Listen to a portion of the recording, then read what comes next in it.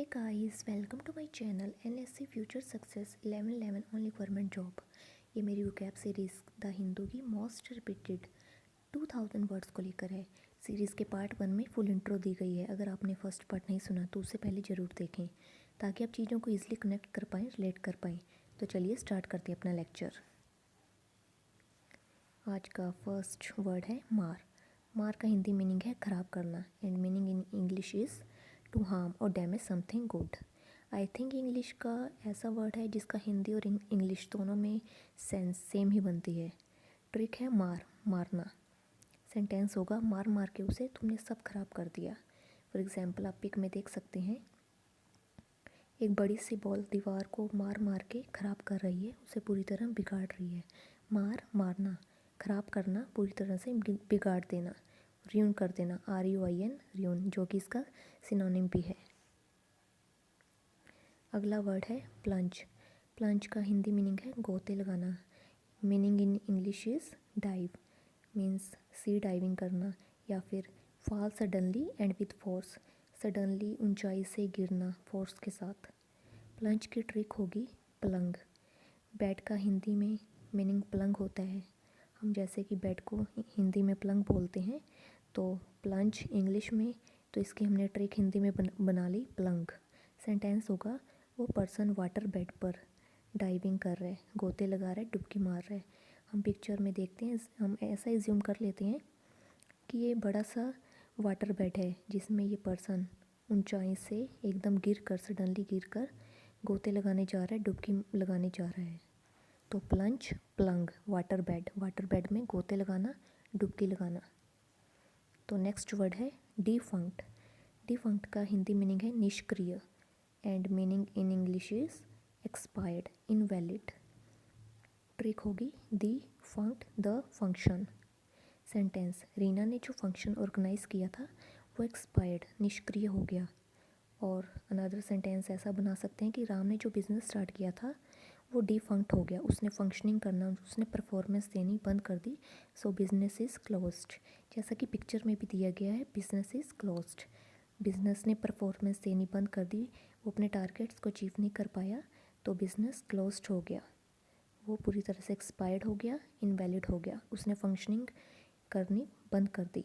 Defunct the function has been expired.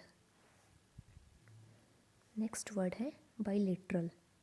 Bilateral का Hindi meaning है द्विपक्षीय and meaning in English is involving two sides. इसकी trick हम इस प्रकार से ले सकते हैं, बाई को हम क्या बोलते हैं, भाई प्लस लेट, भाई प्लस। तो इसका सेंटेंस हम क्या बनाएंगे, भाई तुम इस मीटिंग में पहुंचने में लेट हो गई, जो द्विपक्षीय थी। अब पिक्चर में देखिए, जैसे हम न्यूज़ में भी देखते हैं, दो कंट्रीज़ के बीच में कोई एग्रीमेंट साइन हुआ है, कोई MOU साइन हुआ है जो कि बाइलेटरल था, द्विपक्षीय था। तो बाइलेटरल, भाई प्लस लेट, द्विपक्षीय एग्रीमेंट। नेक्स्ट वर्ड है इवोल्व। इवोल्व का हिंदी मीनिंग है विकसित होना, meaning in English is develop gradually. इसकी ट्रिक हम इस प्रकार से बना सकते हैं, इवॉल्व, वॉल्व। जैसे वॉल्व को हम स्क्रू ड्राइवर से फिक्स करने की कोशिश करते हैं, उसको उसके अंदर विकसित करने की कोशिश करते हैं। सेंटेंस, वॉल्व स्क्रू ड्राइवर से धीरे धीरे विकसित होगा। एंड पिक्चर में आप देख सकते हैं, आदि मानव से लेकर एक इंसान पहले मंकी के रूप में होता था और आदि मानव से लेकर वो कैसे ग्रेजुअली विकसित हुआ है, उसमें वो कैसे एक सभ्य इंसान बन गया है। तो धीरे धीरे वो विकसित हुआ है, इवॉल्व हुआ है। इवॉल्व, वॉल्व, विकसित होना। नेक्स्ट वर्ड है इम्पेडिमेंट। इम्पेडिमेंट का हिंदी मीनिंग क्या है, रुकावट। इंग्लिश मीनिंग क्या है, something that delays the progress. कोई भी ऐसी चीज़ जो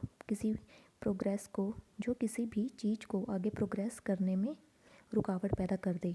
इसकी ट्रिक होगी इम्पोर्टेंट प्लस पेड़। इम्पेडिमेंट, इम्पोर्टेंट प्लस पेड़। पेड़ को हम क्या बोलते हैं इंग्लिश में, ट्री। तो सेंटेंस हम बनाएंगे, इम्पोर्टेंट पेड़ जो रास्ते में खड़े हैं उन्होंने कार्स को आगे बढ़ने में रुकावट पैदा कर दी। जैसा कि आप पिक्चर में देख सकते हैं, एक बड़ा सा पत्थर है, हम इसे पेड़ मान लेते हैं, बड़ा सा पेड़ रास्ते में खड़ा है और उस तरफ से कार आ रही है जिसको आगे प्रोग्रेस करने में, आगे जाने से वो रुकावट पैदा कर रहा है। इम्पेडिमेंट, इम्पोर्टेंट पेड़ जो कि रुकावट पैदा कर रहा है।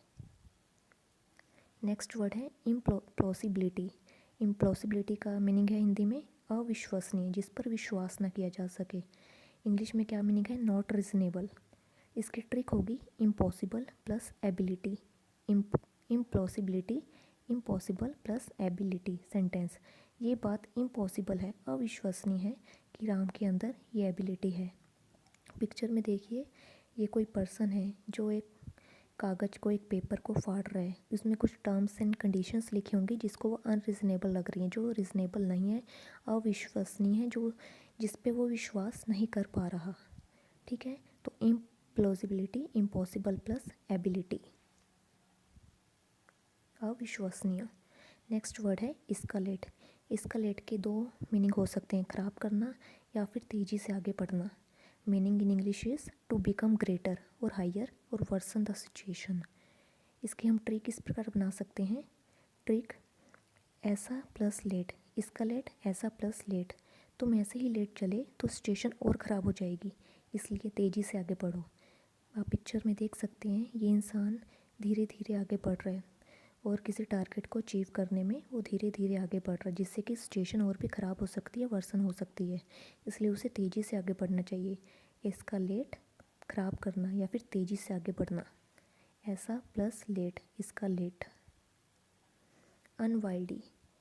अनवाइल्डी का हिंदी मीनिंग है भारी भरकम and meaning in English is difficult to control because of its size. And इसकी ट्रिक होगी, अनविल्डी की ट्रिक होगी welding. Sentence, welding machine is difficult to control because it is very heavy, भारी भरकम। अनविल्डी, वेल्डिंग, भारी भरकम। आप पिक्चर में देख सकते हैं, इस पर्सन ने बहुत बड़ा बोझ अपनी बैक पर उठा रखा है, जिसको वो हैंडल नहीं कर पा रहा। Difficult to control because of its size. Unwieldy, welding. अगला वर्ड है, लास्ट वर्ड है फॉल आउट। फॉल आउट का हिंदी मीनिंग है हार। इंग्लिश मीनिंग है bad results of a situation. Trick है फॉल प्लस आउट, आउट बाहर, फॉल गिरना। अलमीरा से सामान बाहर आउट होकर गिर गया, तुम इसे हैंडल करने में हार गए। Fall out, fall plus out, हार जाना। जैसे कि आप पिक्चर में देख सकते हैं, इस पर्सन ने कोई टारगेट अचीव करना था, पर वो टारगेट अचीव करने में हार गया और उसका जो ग्राफ है वो ग्रेजुअली नीचे गिर रहा है। तो जल्दी से अब इन ट्रिक्स को फटाफट रिवाइज करते हैं। मारना, ख़राब करना। एक बड़ी सी बॉल दीवार को मार कर ख़राब कर रही है। मारना, ख़राब करना।